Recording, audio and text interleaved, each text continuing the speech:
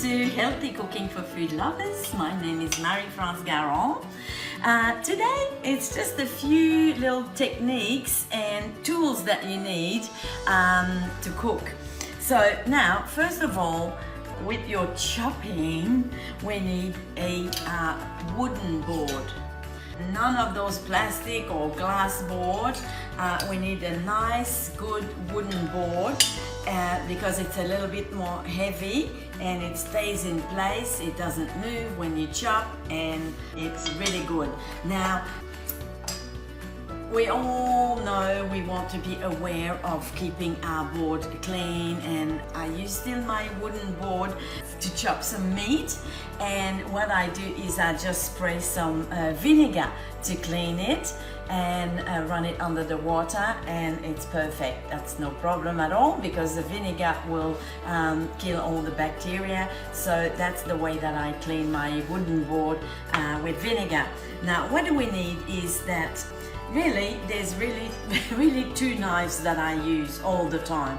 Just the little one and the bigger chopping knife, and this is the one that is thicker. Now when we buy a set of knives, there's about 5 or 6 different ones, and some thinner. Yes, sometimes we might use them, but mostly you need one good chopping knife. It's called a chef's knife, and just a little one to peel or cut things. So now, how do we go? You need one of those two because we're supposed to sharpen our knives every time we use them. I know I don't always do it, of course, but I'm trying to. I call it the queue de rat. It's the rat's tail. I don't know what we're supposed to call it in English. We call it queue de rat in French. And so just make sure that it's got this little protection here. So the way to use this, I mean, we see the chefs, they go they go so fast, and I'm not a chef, I'm just a food lover, and I love cooking, but I'm just observe what they do and I just try. And I mean, so the way you're going to use this is that depend if you're left-handed, but you know, I'll use the knife in my right hand because I'm right-handed. And so this the rat's tail, we'll call it like that, that's not gonna move. We're gonna hold it really tight, and don't worry because you're protected here with this part. So we just hold it on this type of angle, and then your knife, of course, you hold it solid as well, and just go very slow. You just start from the bottom of your nail up to the tip like this, and you just slide it over here. Now, if you haven't sharpened your knife for ever, it's gonna take long before they get sharp. It's so important to have a sharp knife because this is where it's dangerous. If your knife is not sharp enough, it will slip, and then that's where we can have some accidents. So, and it works so much better when it's sharp. So here we go. We just go from the bottom and up to the tip, and then on the other side. That's how they do it. And what you want to do is just start really slow like this, because that's how I learned to do this. Just hold your tools with very tight. This one doesn't move, but this one goes on, and you go just like this, and you can start going a little bit faster when you feel you want to go, and you're more comfortable to go a little bit faster. And there you go. You make sure you go to the tip, and then start from the bottom, and then that's how you go. This one doesn't move, only the knife moves, and you just keep going like this. You see, I'm not an expert. I've just done it a few times, and I start to go a little bit faster, and you have to sort of press on the blade a little bit to make it really sharp. So now you go, you can check. It's not too bad at all. if we do that just a little bit every time we take the knife, just a few strokes, then your knife will always stay sharp. Same with the little one, just go like this. Start slower, you just run your blade on the rat's tail and you keep going. So same thing, every time you use your knife, you just do a little bit and your knives are sharp. Now, as I said, mostly just those two. So if you go looking for a good knife, don't need to buy a whole set really. I think you just can, if you have those two good knives, then you're good with a good wooden board. Now, how do we hold the knife? Those chefs, they chop there. Oh, it's amazing, but they don't, you know, you never see how they do it because they go so fast. So again, I'm not the expert, but I'll show you what I've learned. So first of all, this little one is to just peel your, let's say we do an onion, I use it just for peeling, pretty much. That's what I'm using it for. Now I've prepared another onion. I'm finished with this knife. That's the one I use all the time. So cut your onion in two.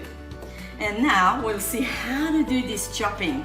And that's why we want a blade that is wide, not a thin one, because it's gotta go on your knuckles, and I'll show you how it works. Let me just cut a little bit like this first, and then we'll have a look. So, okay, you have your onion now, and you know, of course it's cut a little bit. Now, how this chopping is going.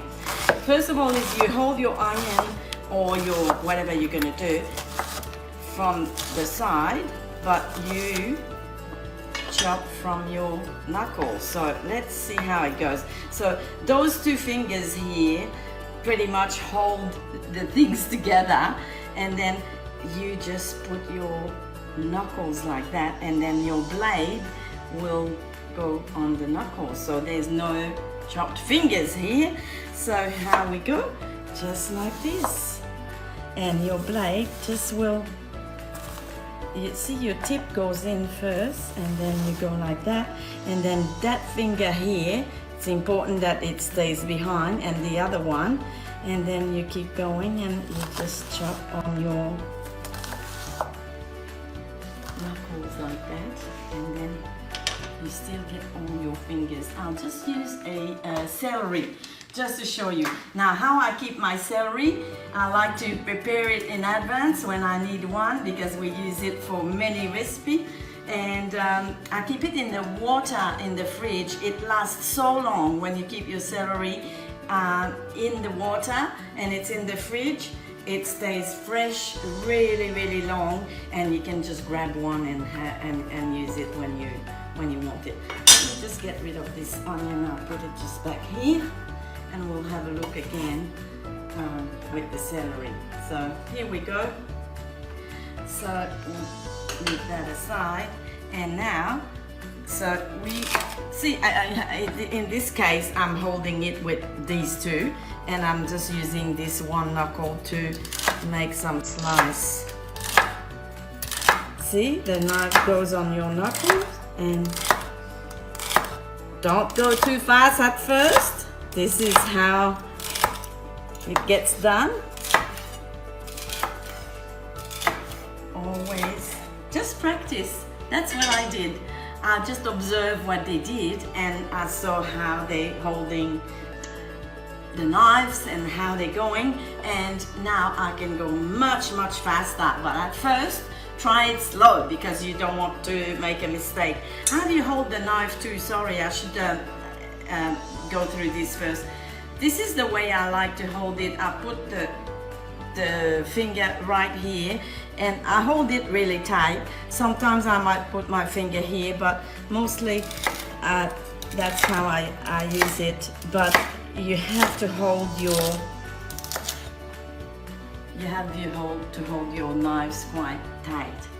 And just practice a little bit and it becomes easy. I remember when I was making some soup or spaghetti or something and I had to chop a lot of onion. It took me so long because I didn't handle my tools properly, and that's where, you know, the crying starts. But when you just chop, chop, chop, chop, chop, chop and go quickly, then it's all done and you can move on and continue with your recipe.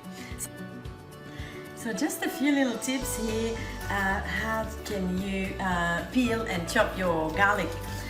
So take the clove of the big bunch here, and so we want to peel the skin, and sometimes it's not easy. So what you do is you just use your favorite knife like this, put it flat on, and then give it a bash, and you will see that the skin comes off. You only have to cut the hard part with your small knife here, and then your skin comes off very easy when you bash it up. And then you can, sometimes we need to have the whole piece that we want to roast with some vegetable, so it stays all together like that, and then you give it a gentle little bash with your knife.